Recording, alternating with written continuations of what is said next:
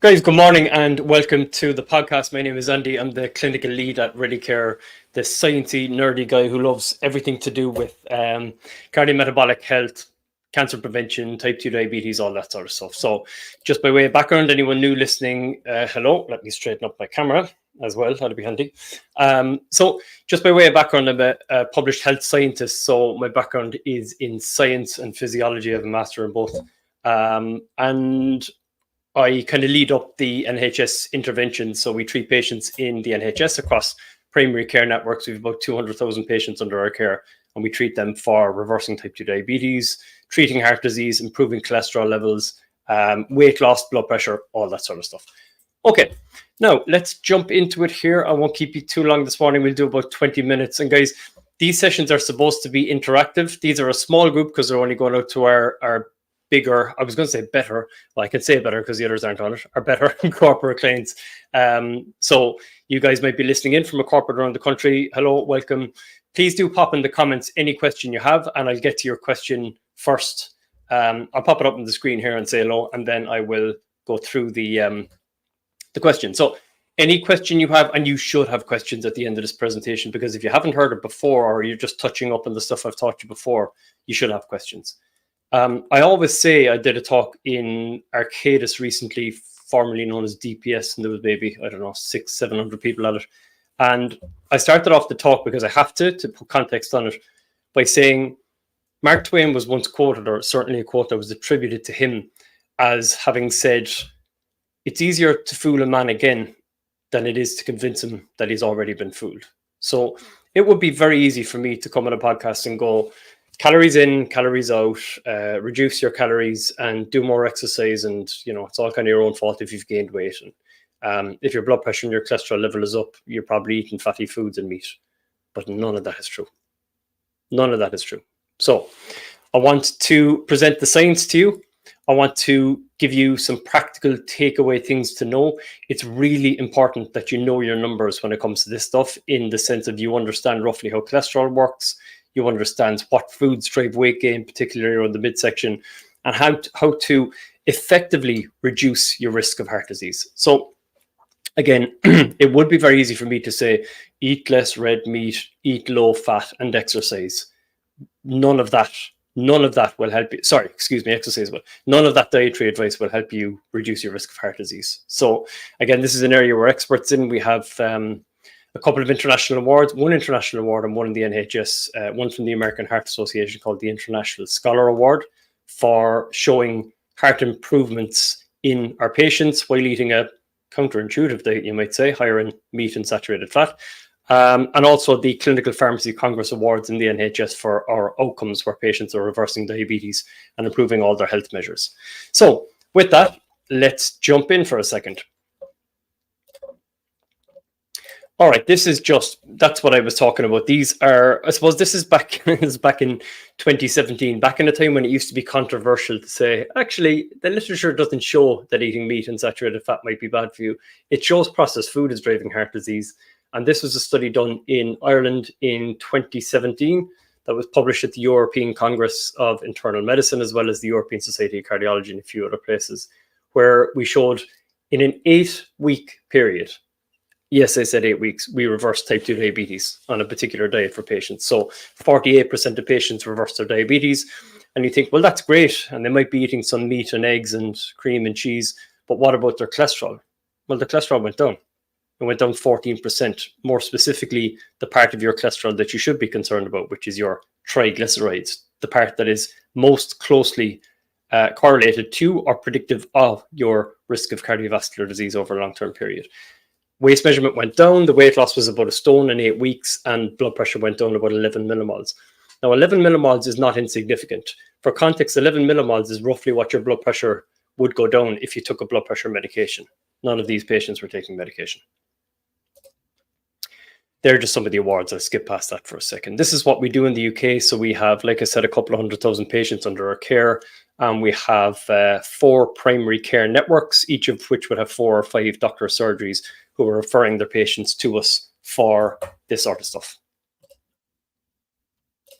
Okay, that's just a little bit about weight gain and weight loss. I don't want to talk too much about weight gain because I've done lots of separate studies on that, but I do want to talk about how weight gain connects to heart disease. This is really important to understand. So your doctor will say, oh, well, your cholesterol is up a little bit, and in order to reduce your risk of heart disease, you need to lose weight. Incorrect. Losing weight itself does not automatically transfer into reducing your risk of heart disease, and I'll explain why. Now, broadly speaking, if you have more weight, you have an increased risk of heart disease, because if you're talking weight, it's usually not in that context muscle. Now, a really interesting phenomenon is known as, and you can look this up in your own time, is known as TOFI, a TOFI body type. My mother-in-law, God rest her soul, was a TOFI body type. So she was 8 stone, maybe 8.5 stone, but had that little kind of basketball, slight pot belly, had type 2 diabetes, strokes, heart disease, and eventually passed away from cancer. She wasn't overweight. So you couldn't tell her to lose weight, and it would reduce her risk of all of those things. And conversely, there are people who are carrying a lot of weight, usually female actually, where you might carry it on your chest, your back, your bum, but you don't have much in your tummy. And they are at the same risk of heart disease if they're 16 stone in that shape as somebody who is 10 stone but has a little bit of a belly. So where you store your fat is the best indicator of your risk of cardiovascular disease. And I'm going to tell you how to lose that belly fat in a second as well. So really important to understand that when people say, if you lose weight, you'll prevent heart disease, it'll help you prevent heart disease, not if you've got cancer or some eating disorder. So it's not that straightforward. Now, the reason when you lose weight that it tends to reduce your risk of heart disease is because in order to lose weight, you need to lower your blood sugar levels and lower a hormone called insulin. So when you eat good food, you lose weight and you also improve your heart health at the same time. So it's killing two birds with the one stone. It's not that, go on hunger strike and lose 3 stone and you automatically reduce your risk of heart disease. You could take drugs for 3 or 4 months, like amphetamines and something, and lose 3 or 4 stone. That doesn't reduce your risk of heart disease, it increases it. So when people say you need to lose weight, and if you lose weight, you'll be at a lower risk of heart disease, it's not because your weight per se is reducing the risk. It's that weight loss is a side effect of a healthier body, if that makes sense. Okay, so this is a really important hormone to know about, crucial in fact. And if anyone has any questions, by the way, I tend to go high level on this stuff, guys, but I will bring it back and also talk about the practical implications in 10 minutes or so. So anytime you eat food, it's either a carbohydrate, a protein, or a fat. Now, counterintuitive as it may seem, fat absolutely, categorically, definitively and demonstrably does not make you fat. So we've put that to bed. The idea that low-fat yogurts will help you lose weight is straight up food industry propaganda nonsense based on a false hypothesis from the late 70s propagated by someone called Ansel Keys. It's rubbish. It's rubbish. Look at remote tribes around the world who eat colossal amounts of fat. The Inuit, the Hadza, the Kokoyu tribe, the Maasai tribe. They never get heart disease and they have almost no obesity. No, this is really important to say because everyone goes, oh, but they're out hunting, independent of exercise status. So whether the person in the Maasai tribe is eating loads of fat and cholesterol and red meat and loads of calories and fat and not gaining weight or getting heart disease, whether they are is independent of exercise status. So if it's female, more gender traditional roles are staying back, taking care of the kids, they do not gain weight if they're doing no exercise. They don't gain weight. So this idea that, oh, well, sure, them lads are, the expression I always hear, sure, them lads are exercising for 5 or 6 hours a day, or, oh, my granddad used to be much more active and that's why he didn't get weight. That's just not true. So the average weight of a young kid now, the average prevalence of overweight or obesity in GAA clubs is not a million miles off the average number of obesity and overweight kids in sedentary roles who play video games. So it doesn't make all that much of a difference, actually, weight loss. So you'll see that if you look around in sports clubs, you'll still see a couple of players who are overweight or obese and they're training 4, 5, 6 days a week kind of a thing. So fat doesn't make you fat, and it also doesn't just clog up your arteries for the crack. I mean, what sort of rationale is it to say that after 2.4 million years of human evolution, whoever you want to believe in, so if it's God, whoever your God is, whoever your mother nature, whoever you want, whoever you look up to as a higher power, do we really believe that they have spent 2.4 million years, or evolution has creating foods that are trying to kill us. It makes absolutely no sense. It's ridiculous. And if we had just discovered this now, if we'd always had heart disease and obesity and cancers, and then we'd say, oh, I think it's the food, you would go, okay, well, that's barely plausible, very unlikely. But the fact that this has come out as a theory, but only since the 70s. So we could eat meat and eggs and cheese for 2.4 million years, or more specifically 200 to 250,000 years in our current human form, with no ill effects, in no way deleterious to our health. And then suddenly in the 70s, we're saying it's meat and eggs and cheese. But it wasn't in the 60s and it wasn't in the 40s. My granddad, if I went back 80 years and said to him, look, I know you eat strawberries and cream every second day, and you have lamb, and you eat the fat off the rashers separately because it's your favorite part at the end. All of those statements are true. And I know that you're going to go on to live to be 92 with no cardiovascular disease, but that stuff is going to make you fat and give you heart disease. He'd fall off the chair laughing. It was laughable that real food would cause disease. And it still is to people who are in the know. Unfortunately, we live in a horrendously corrupt world where pharmaceutical, food industries, big pharma, big food, all kind of, I don't want to sound like a conspiracy theorist, but I promise you, when you're in the science field for long enough, you start seeing who's funding studies, and you get very disillusioned. So basically, it's in the food industry's interest to say, oh, a calorie is a calorie, and if you eat too many calories, you gain weight, and that's your fault. Our products are fine. Not true. So what causes weight gain is not fat and not protein. Now, you do need to be in a caloric deficit. So you need to moderate your fat intake a little bit in order to lose weight. But fat and protein in and of themselves in whole food form neither cause disease nor cause weight gain. What does in the red, refined carbohydrates. So for the longest time, we thought of breads and cereals and granola and frozen pizzas. We thought maybe they're okay. They're low calorie and I need to keep an eye on my calories. They're just not. Those foods are absolutely driving a hormone up called insulin. And so think sugar, sugar and carbohydrate, but all carbs are not equal. So things like potatoes, sweet potatoes, the odd higher sugar fruit like bananas, I mean, they're not the end of the world to somebody who hasn't got any metabolic disease like heart disease or cholesterol problems or fatty liver. If you did, you might want to moderate those foods. But they're not a problem in and of itself. But refined carbohydrates, so cereals, granola bars, scones, cakes, pastries, donuts, chocolate bars, pizza, all that sort of stuff, any processed food really. So what happens is all dietary carbohydrate is metabolized as sugar. And this is really important to understand. All carbs are metabolized as sugar. So if you eat, including the non-refined carbohydrates, if you eat a potato, for example, or a banana, that boils down in your blood to about 6 spoons of sugar. Now, notice I didn't say that has 6 spoons of sugar in it, because it doesn't. But it's metabolized, carbohydrate is metabolized as sugar in the bloodstream. So carbohydrates are, on a chemical level, chains of glucose linked like this, holding hands. Your bile secreted in your tummy. Your gallbladder produces bile and it breaks down, and they break down into individual sugar molecules. So that's what you have running through your bloodstream. Ask any diabetic person what your blood sugar levels look like an hour and a half after eating Weetabix, cornflakes, or porridge, and then ask them the next day if it's your mom or your parent or someone, say, what did it look like after a ham and cheese omelette, which is no carbs? You'll see a vastly different response. So the equivalent to 5 or 6 spoons of sugar after a couple of large potatoes or a banana, or, insert carbohydrate-based food here. But refined carbs are even worse again. So where you have things like frozen pizzas and even pasta, unfortunately, breads are a disaster for your blood sugar level.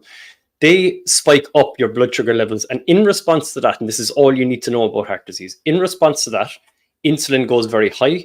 You end up in a hyperinsulinemic state. And I know there's a fancy word, but it just means that you have high levels of insulin. And insulin damages your blood vessels, causes inflammation, and drives a cascade known as systemic inflammation. So where you have inflammation, and this is really, really important to know, where you have inflammation in your arterial walls, cholesterol comes along, goes into the arteries to try and help it. And where you have a little cut in your artery, it's kind of like a scab. It will cover it over, scab it over. And if that repeats over time, cholesterol builds up and you get what's known as occlusion of the arteries, which is referred to as atherosclerosis, and we know it as heart disease. So cholesterol came along, trying to do its job, repairing damage to the artery wall, because your body makes 80% of your cholesterol. If you never eat cholesterol again, if you say, I'm never going to eat an egg, red meat, saturated ever again, your body will make 80% of it because it's so critical to every cell in your body for life. Without cholesterol, you would die instantly. And I say that to demonstrate the fact that cholesterol is an innocent bystander in the overall larger picture of the pathophysiology of heart disease. And that means basically that cholesterol was going to repair an insult to the artery. It wasn't the cause of the insult to the artery. So if you have very high levels of cholesterol in your diet, but you don't have inflammation, i.e. Maasai tribe, Inuit, Hadza, or 2.4 million years of human evolution, cholesterol does its job. It basically is there as a precursor to all your hormones. It's involved in the production of vitamin D. It's involved in your immune system, in mitochondrial function, which is energy function, in brain. It's really important in brain, which might be the reason that statins cause an increased risk of dementia, because you snip the receptor in the brain called HMG-CoA reductase, which is involved in cholesterol production. And cholesterol is you need cholesterol. Somebody asked me before the seminar. They said my cholesterol. I got my cholesterol from 7 down to 4 taking a statin. It's a whole other talk, but anyway. How could I get it down lower? What's the lowest I could get it to? Could I get it to 0? And I said you could. And they said, how could I do that? And I said, I wouldn't advise you.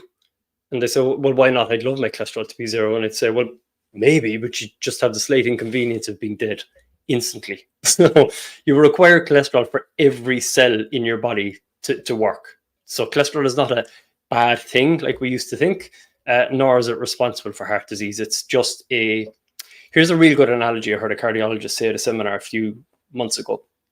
And this is one of the world's leading cardiologists, Dr. Aseem Malhotra, who talks about this. Saturated fat and red meat are in no way harmful to human health.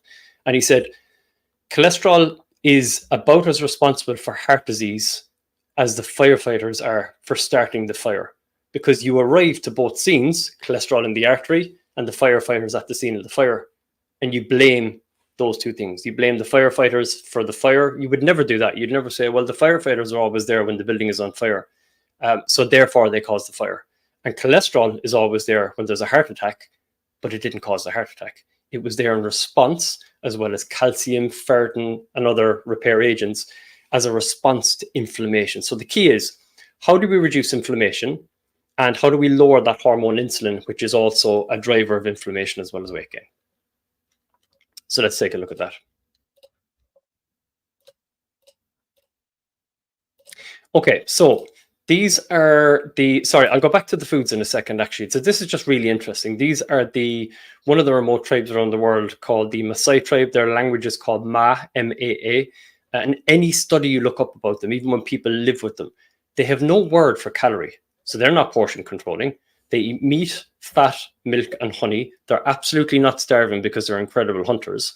They have no obesity, no cancer, no heart disease, and they have no word for breakfast.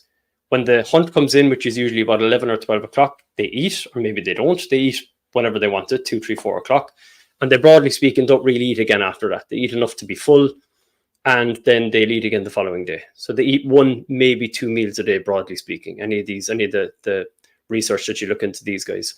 Now, independent of exercise status, meaning if they don't exercise, so again, kids, or there's no obesity in kids, they get no chronic disease. And this is just interesting. So this is look at the Maasai tribe are in orange, and what you might notice in terms of the rates of heart disease, stroke, diabetes, and cancer is that you'll squint to find it. Heart disease is under 1%, presumably driven by things like smoking, alcohol intake, and so on, but still remarkably low.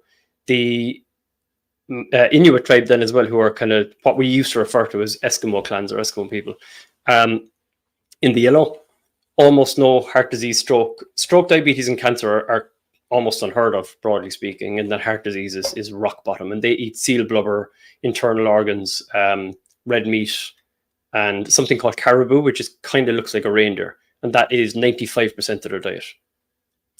And this is really interesting, and this is because I wanted to demonstrate this, because people will often say, but they exercise loads.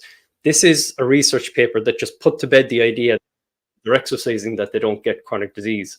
This shows the rates of obesity in yellow of sedentary Maasai, not exercising, eating red meat, eggs. They actually they mix together. I read a book and it mix together. This is vile, but blood and milk.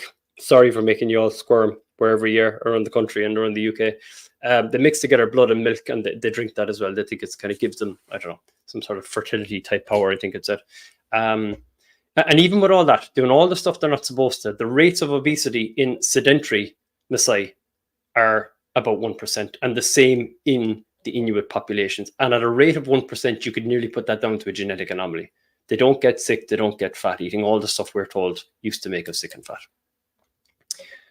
Okay, this is, sorry, my emails keep going off in the background. Give me 1 second now. I do apologize.